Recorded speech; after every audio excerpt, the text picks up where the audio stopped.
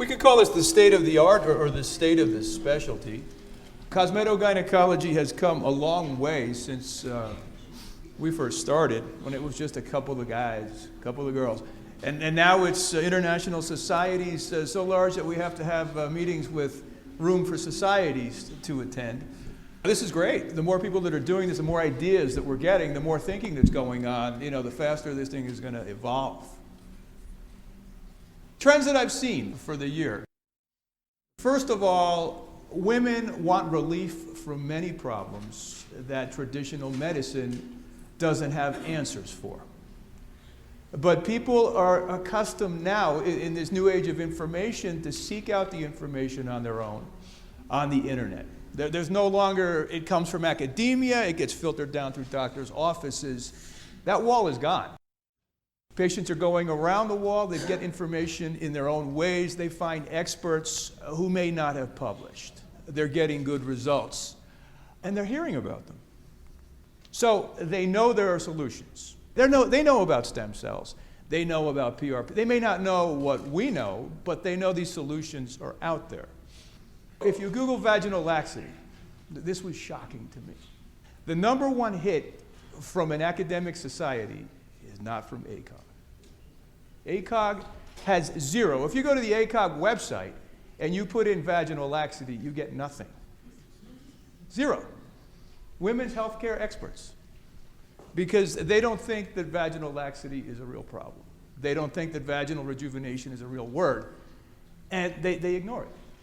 So a woman whose only knowledge of how do I fix my problem looks for vaginal rejuvenation and finds either good stuff or bad stuff, but nothing official from ACOG. So you'll find on the one end people being abused, being ripped off, and on the other end people trying to do well. But a patient doesn't have a filter. When I have a patient coming in and they do internet research, they come with a whole stack of papers sometimes. And I tell them, listen, the difference between me and you isn't what you read. It's that I have a filter. So I can tell you what's in that pile that's any good and what should go in the wastebasket. And I said, that's the difference of expertise. You don't have that. Anybody can write beautiful sounding prose and fool you and mislead you very easily. Even the people that do the procedure sometimes are fooled and misled by the very convincing industry pitches. So this is what you get from an official society when you Google vaginal laxity. The American Society of Plastic Surgeons. The specialty of plastic surgery will be 100 years old in 4 years. Do you think they were interested in vaginal laxity for the first 96 years? No, but they're offering procedures. They are aware that there is a cosmetic market that needs to be addressed because a large proportion of plastic surgeons do plastic surgery and aesthetic surgery. And they don't have the academics that resist the cosmetic like the gynecologist does. So by resisting and ignoring the words, you're forcing patients to go to non-gynecologists about gynecological issues because the women don't know the difference. And if the American Society of Plastic Surgeons, the most official of official plastic surgery societies, has statements on vaginal rejuvenation, look, the word is right there. To somebody professional, that's a legitimate word. So you can't ignore it and say, I don't like it, I want to abolish it, because you're just alienating the patient. Nobody is listening to my concern. So they have lost control of the narrative. Not only that, Google labiaplasty, Google vaginoplasty, Google perineoplasty, Google hymenoplasty, ACOG isn't there.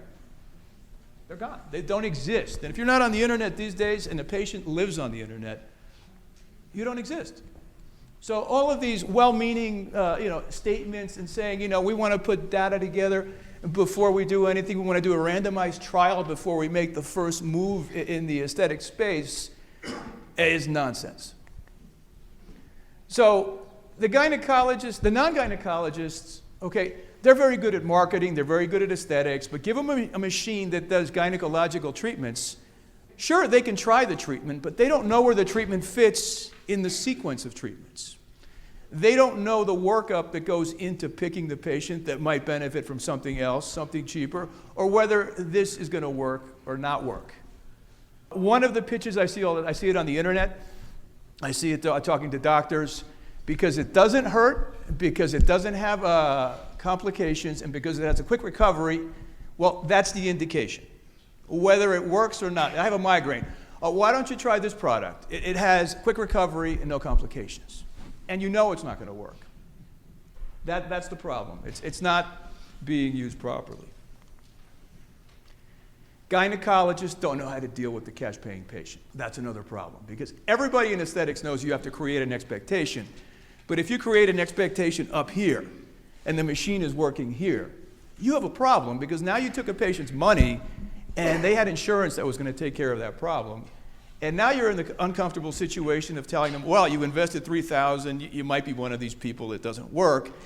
And you didn't counsel them, because their counseling came before they ever met you from reading all the pretty prose about the mind-blowing orgasm, my life changed, all the ridiculous, just the top end, the cream of experiences, and no denominator.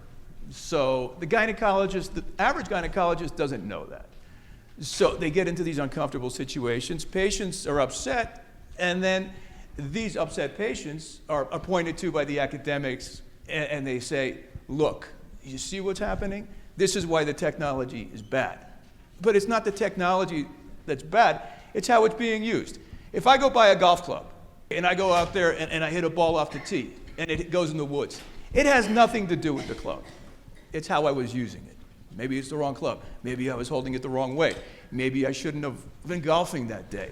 And it's the same thing with these technologies. There's absolutely nothing wrong with them. It's a lot wrong with the knowledge base in the mind of the person using it that leads to misapplications.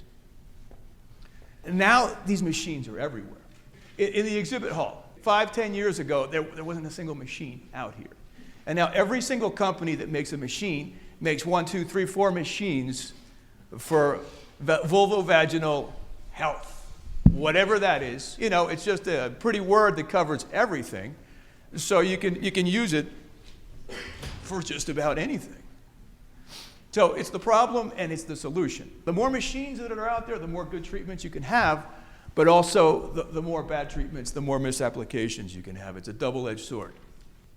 So we've got also, with the growing number of people, we have more ideas coming out. The threads, PRP, the nanofat, everything is being used, everything is being tried, but we can't forget there are indications, there are contraindications, there are proper ways to use things, or best ways to use things for the stuff that's just coming out, and you talk to people that are doing it in high volumes. And then there's the proliferation of the BS. With all the good ideas, you have a lot of marketing, and you can't tell it apart if you're a patient. So, sure, you can cling to it, and you can tell the patient, let's just try this. This is a good way to start. You have a stage grade 4 prolapse, and let's just do a little non-invasive laser to get started. Why should you start something with a $3,000 waste of money? Why don't you start it with something that isn't a start, it's a finish. You already know how to finish it. This isn't data. This is marketing. But this is used as data by companies that sell devices. That's fine. I have no problem with the industry. Like they say, don't hate the player, hate the game, but understand that this is not data. So when you're going around investing in new technologies, if all you're looking at is which technology has the most 5-star ratings, you have nothing. You need real data. The academics say there's no data. But then the academics also make statements with no data.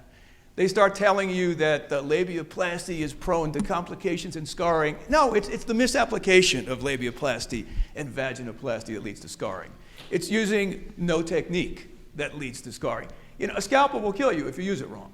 There's nothing wrong with the scalpel. It's how you use it. And then they hold these sessions. 2 non-experts will take the pro and the con. The guy on the pro side or the woman on the pro side has maybe done 2 labiaplasties in the last 5 years. And they're the expert pro. The con, who has just as much non-experience, will tell you, with all these credentials from expertise and nothing to do with vaginal cosmetic, oh, I disagree. And let's use data from vulvectomy, cancer radiation, as our surrogate for information because it's in the same part of the body. Let's use transgender feminizing genitoplasties where they take the clitoris apart. That's our surrogate for labiaplasty complications. And since those procedures result in denervation, well then, okay, that's my con. It's nonsense. It's nonsense. Have you ever seen any of the people from the big societies that make statements pro or con at any of the cosmetic gynecology meetings, where the world's experts and the high-volume people reside? None. None. Has anybody seen one? But why don't they come to more meetings to learn more information? You know, if you want to tell me that something is no good, do it 1,000 times and prove to me that it's truly no good. Don't tell me that because you read it in People magazine or you heard from reading one-star reviews that the procedure has something wrong with it. We need aesthetic training. We have societies. Aesthetic training is now out there. We need the non-gynecologists to go through a crash course in the indications that their machines are doing that they might want to treat. You know, it's okay to treat incontinence, but you have to know a basic workup before you jump into it. Nothing wrong with treating vaginal atrophy, vaginal laxity, but you also have to learn which cases need to be schlepped off for real medical management. We sit right now, they call it the chasm, the space between the early adopter and the early majority. And this is the technology adoption cycle. The early majority doesn't move without data. The early adopters are a bunch of risk takers. Everybody here, innovators and risk takers, they have a high tolerance for, if it doesn't work, it doesn't work. But I will try it, or I will think of something. The early majority just waits for you to make mistakes and just makes fun of your mistakes, and they won't move unless there's no other way to fix the problem. And that's where lichen sclerosis is going to be the thing that breaks down that wall. But until that happens, we're stuck in this battle, okay, with the kangaroo court and looking at the one-star reviews as data. So let's talk on some specific issues, because this will help anybody who's starting out, mistakes that are commonly made. The ridiculous claims, you got to get those gone immediately. You got to get rid of those. Poor results, you have to call them out. If somebody's getting horrible results, don't sit by and watch. Get a little aggressive and then just kind of push them out of the market.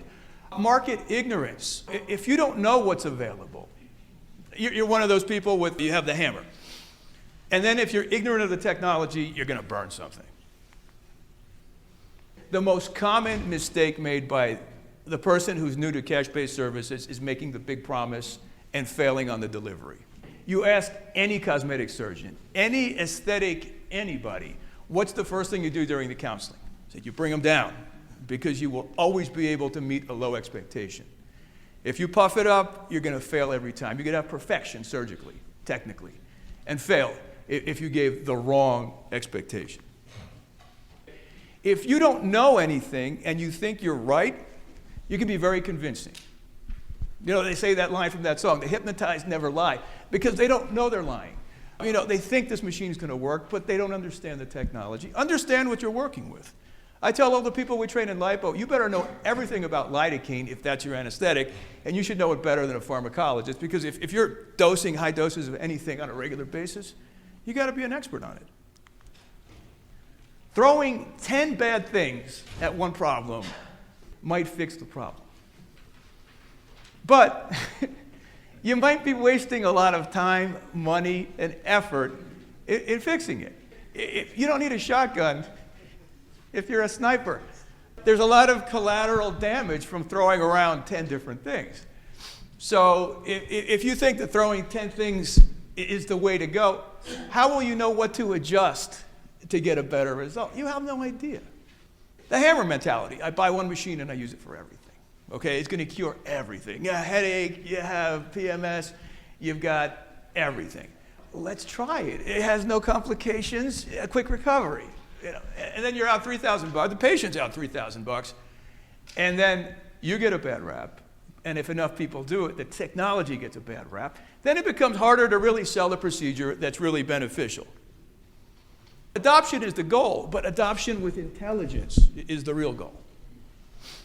Got to get it into the pragmatist heads.